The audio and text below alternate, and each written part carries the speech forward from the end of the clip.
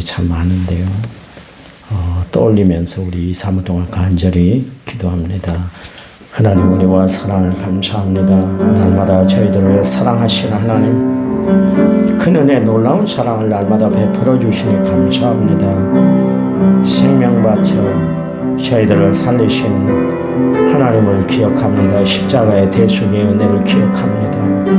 물과 피를 다 쏟기까지 우리를 사랑하신 하나님의 은혜를 깊이 생각합니다.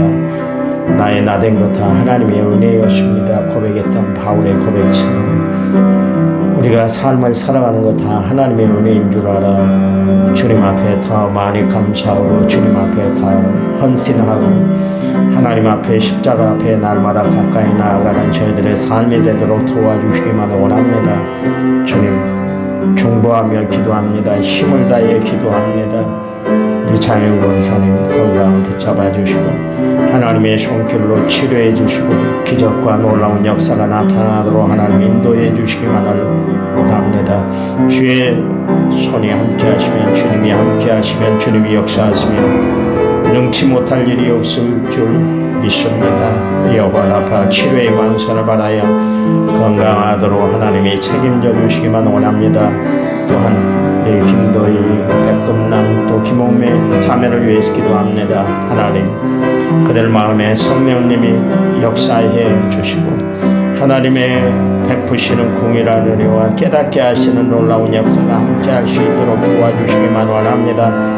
세상에 어떤 것 의지하고 살아가는 것이 아니라 하나님 의지하고 하나님 바라보고 오직 주께 마음과 또 모든 것을 고정시키고 살아가는 심령들 되도록 도와주시기만 원합니다.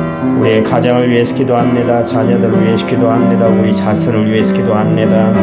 날마다 성령이 동의하는 아름다운 역사가 있도록 도와주시기만 원합니다. 늘 주의 충만한 은혜로 살아가는 저희를 되도록 도와주시기만 원합니다. 자로나 오르나 치우치지 않도록 하나님이 저희들의 삶을 책임져 주시옵소서. 이 아침 하나님이 저희들과 함께 해주실 줄 믿습니다. 예수님 이름으로 기도했습니다. 아멘. 사도신경으로 우리의 신앙을 주님 앞에 고백드립니다. 나는 전능하신 아버지 하나님 천지의 창조주를 믿습니다. 나는 그의 유일하신 아들 우리 주 예수 그리스도를 믿습니다. 그는 성령으로 잉태되어 동정녀 마리에게서 나시고 본디오 빌라도에게 고난을 받아 십자가에 못 박혀 죽으시고 장사된 지 사흘 만에 죽은 자 가운데서 다시 살아나셨으며 하늘에 오르셔 전능하신 아버지 하나님 우편에 앉아 계시다가 거기로부터 살아있는 자와 죽은 자를 심판하러 오십니다. 나는 성령을 믿으며 거룩한 공교회와 성도의 교제와 죄를 용서받는 것과 몸의 부활과 영생을 믿습니다. 아멘. 아멘. 찬송가 354장입니다. 354장.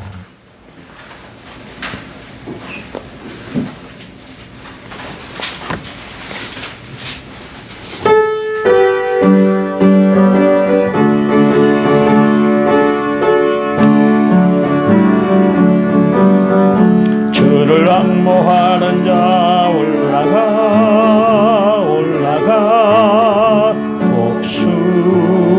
독수리같이 모든 삶 이기고 근심각 정거주는 올라가 독수리같이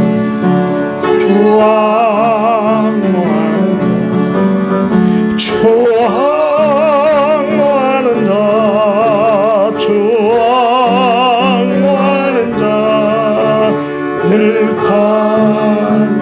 강건하리라며 주를 악모하는 자 걸어가 고단치 않는 길을 잃은 양떼를 두루 찾아다니며 걸어가 않지 않네 주 앙모하는 자 앙모하는 자 앙모하는 자 늘 강건하리라 주를 앙모하는 자 달려가 비곤치 않네 천성문을 향하여 멸류관을 얻도록 달려가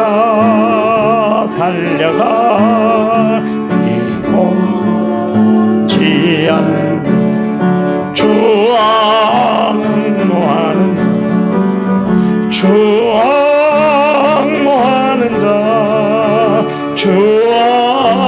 앙모하는 자 늘 강건하리라 주를 앙모하는 자 올라가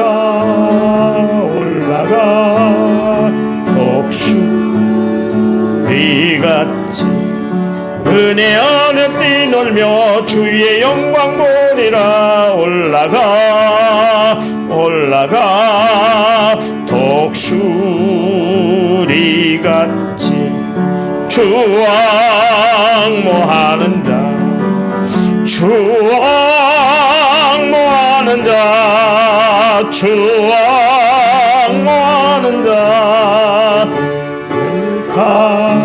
강건하리라 아멘. 성경 말씀 보겠습니다. 잠언 1장 4절에서 6절.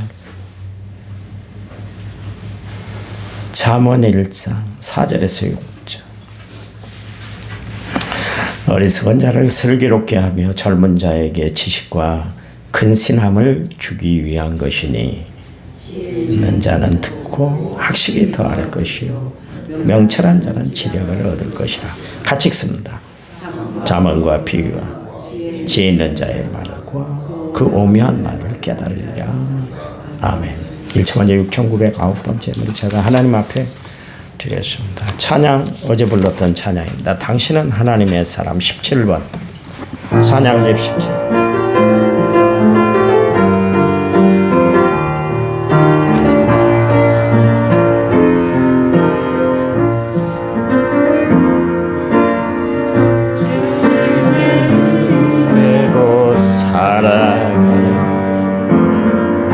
당신의 모습이 참 아름다워요. 주님의 사랑을 나누어 주는 당신의 모습이 너무 아름다워요. 하나님을 감동시키고 세상을 변화시키니 당신은 이 세상에 필요한 사람, 하나님이 좋아하는 사람, 당신 때문에 얻은 세상이 사랑으로 가득 차지요. 당신 때문에 하나님께서 더욱 영광 받으시지요. 말씀에 순종하며 살아가는 당신의 믿음이 참 아름다워요. 주님이 맡긴 사명 감당자라는 당신의 모습이 너무 아름다워요. 하나님을 감동시키고 세상을 변화시키니 당신은 이 세상에 필요한 사람, 하나님이 기뻐하는 사람, 당신 때문에 얻은 세상이 찬양으로 가득 차지요. 당신 때문에 하나님께서 더 영광 받으시지요.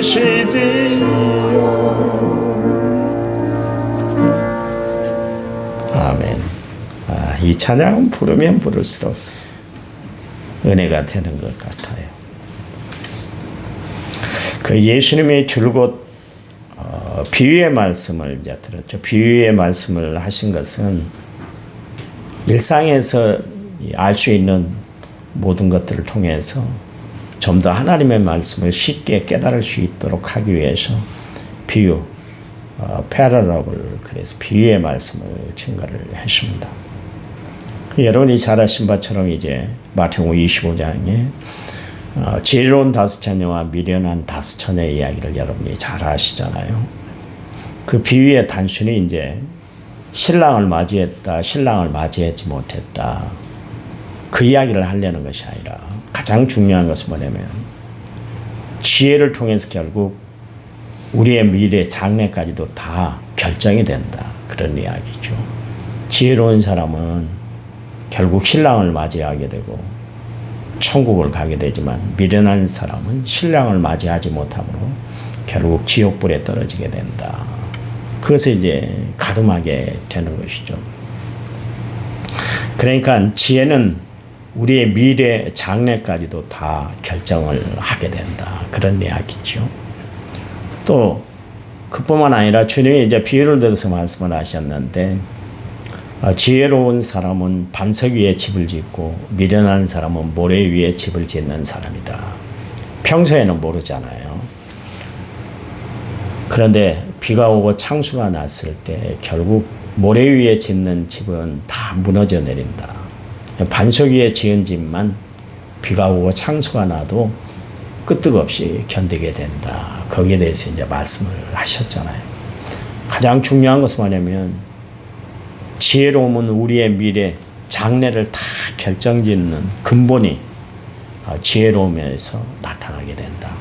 그래서 세상을 살아갈 때 참 지혜를 얻고 사는 것이 중요하다는 것을 주님이 이제 말씀을 하신 것이죠. 우리가 세상을 살아가면서 느낄 수 있는 게 뭐냐면 세상의 모든 것이 온통 하나님의 지혜로 모든 것이 역사되고 또 만들어졌고 운행된다는 것을 알 수가 있지 않습니까? 그렇잖아요. 시편 104편 24절 말씀에 주께서 지혜로 그들을 다 지으셨으니 주께서 지은 것들이 땅에 가득합니다. 그러십니다.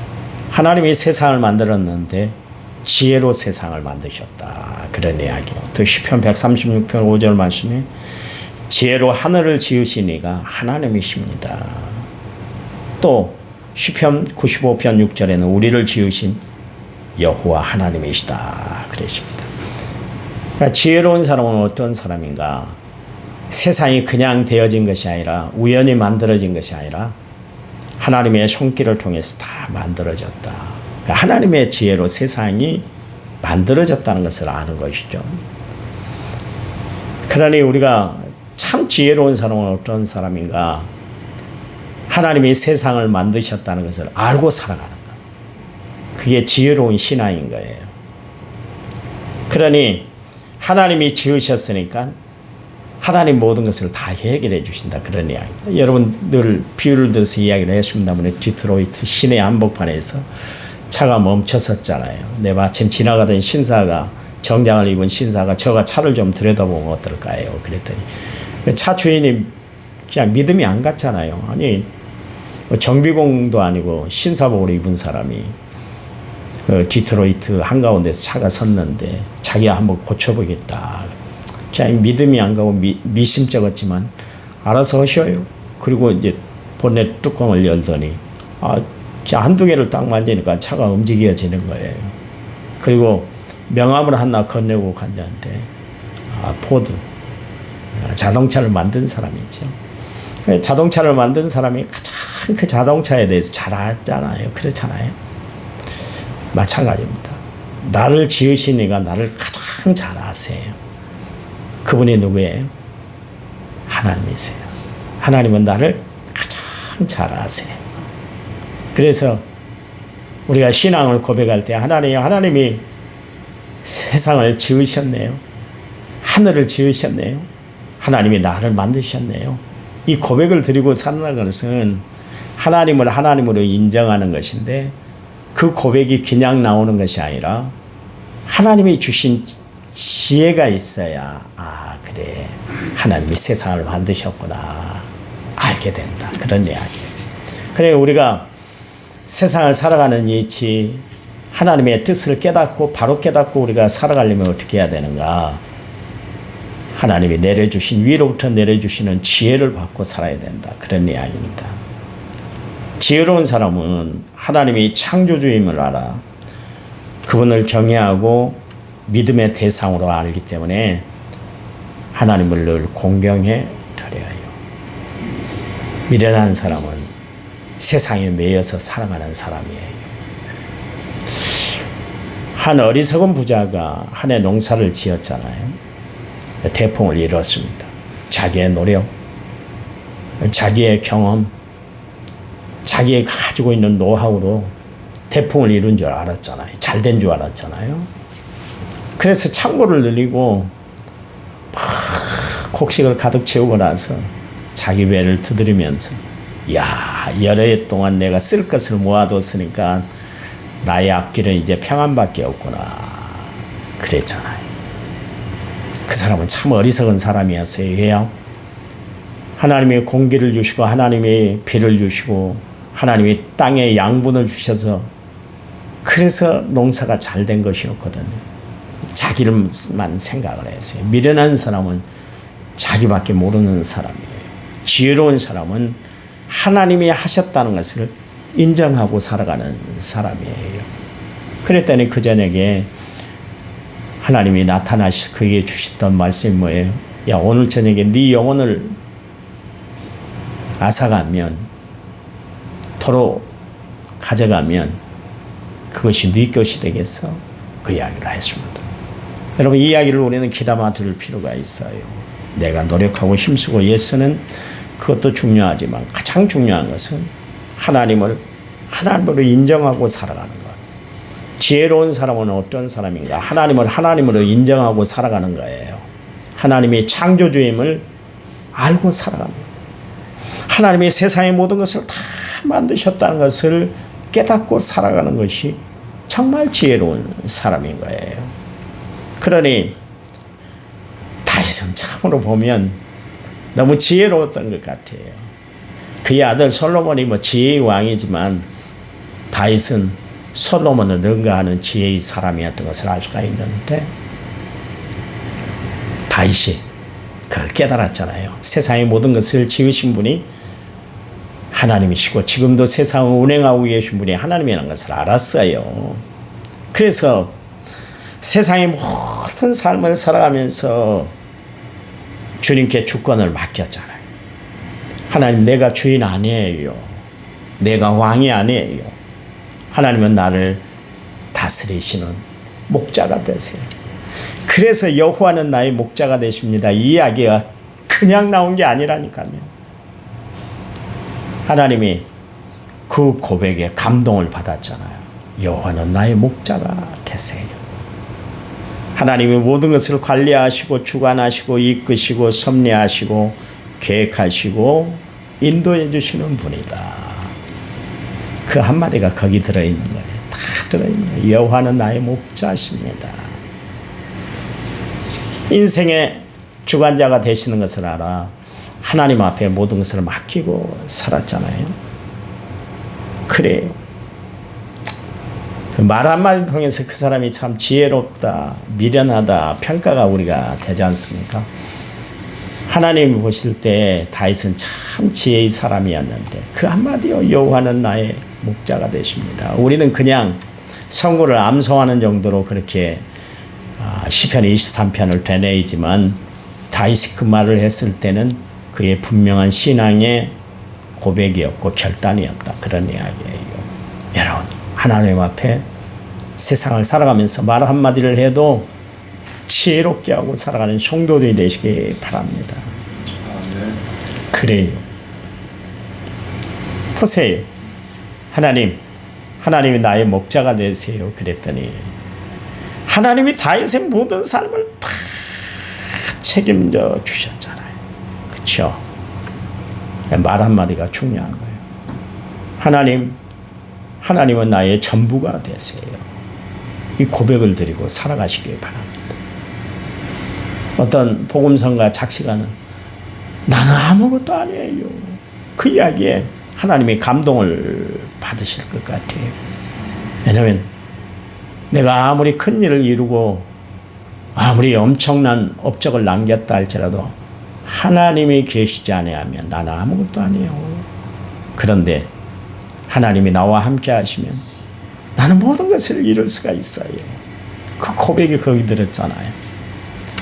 여러분, 오늘 이 아침에 하나님 앞에 기도할 때도 역시 마찬가지로 하나님, 나에게 하나님이 지혜로 함께 해주세요. 기도하시기 바랍니다. 이 지혜라는 것을 호크마라고 이야기합니다. 호크마는 뭐냐면 공교함, 굳셈 그런 이야기. 하나님이 우리에게 지혜를 주신 것은 뭐냐면 세상을 살아가는데 공교하게 살아가게 하기 위해서, 굳세게 살아가게 하기 위해서. 하나님의 말씀이 지혜가 되면 세상을 살아가는데 흔들리질 않아요. 왜냐하면 하나님이 주시는 지혜가 내 삶의 방편이 되기 때문에 그렇습니다. 그래서 시편 기자는 그런 이야기를 했잖아요. 하나님의 말씀은 내 앞길에 발등에 불이 됩니다. 발의 등이 됩니다. 그 이야기 제가 여러분에게 말씀드렸지 않습니까? 밤에 길을 걸어가는데 사막을 걸어가고 광야를 걸어가잖아요. 그 사막에 뱀이 많습니다. 정갈이 많습니다. 뱀이나 정갈에게 쏘이면 사람이 생명의 위기를 찾아오게 되고 고통을 당하지 않습니까? 그때 하나님 말씀이 내 앞길에 등이 됩니다. 발등상에 불이 됩니다. 등불이 됩니다. 그러니까 내 위험을 하나님이 다 가름할 수 있게 해주십니다. 내 위험을 미리 방비하게 하십니다. 그 이야기예요. 여러분, 우리를 세상을 살아가면서 하나님이 주신 지혜를 어디서 얻어야 되는가? 하나님의 말씀인 줄 믿으시기 바랍니다. 말씀 붙들고 사세요. 여기 하나님의 지혜가 있는 거예요. 여기 하나님의 능력이 있는 거예요. 하나님의 인생살이의 지침이 여기 다 기록되어 있습니다. 그러니까 우리는 늘 하나님의 말씀을 근간 삼아 살아야 되는 것이죠. 그러면 하나님 위로부터 내린 지혜로 세상을 승리하며 살아갈 수가 있기 때문에 그렇습니다. 잠언 3장 13절 14절 말씀에 지혜를 얻는 자와 명철을 얻는 자는 복이 있나니 이는 지혜를 얻는 것이 은혜를 얻는 것보다 낫고 그 이익이 정금보다 낫기 때문이다. 그러십니다. 하나님의 말씀은 우리에게 지혜를 주는 것만 아니라 훈계를 하세요. 훈계라는 것은 무사를 한다는데 징계, 교훈, 훈련 여러 가지 뜻이 있습니다. 그러니까 하나님이 주신 지혜를 가지고 우리가 살아갈 때 하나님의 자녀로 바로 살아갈 수 있도록 인도해 주시는 훈련하시는 것이 하나님의 말씀이시다. 그런 이야기입니다. 우리가 말씀을 붙들고 살아야 하는 이유는 뭐예요? 하나님이 그 말씀을 통해서 우리에게 훈계하시기 때문에 그렇다. 그런 이야기입니다. 여러분, 그래요. 오늘도 하나님의 말씀을 붙들고 살아가시기 바랍니다. 하나님의 말씀이 여러분의 삶의 근간이 되시기 바랍니다. 그래서 지혜로운 주의 백성으로 세상을 오늘도 승리하며 살아가는 은혜로운 성도들이 되시기를 간절한 마음으로 부탁을 드립니다. 하나님 감사합니다. 우리가 하나님으로부터 내려주시는 지혜로 세상을 승리하며 살아갑니다. 오늘도 하나님 앞에 지혜를 구하는 저희들에게 하늘의 충만한 은혜로 넘쳐나도록 도와주셔서 세상을 바로 살아가는 저희를 되도록 도와주시옵소서.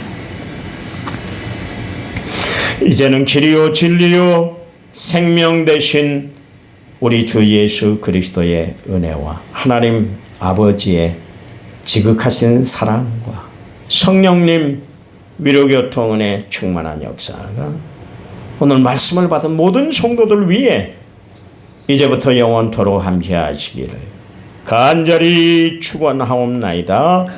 아멘. 아멘. 합심해서 기도합니다.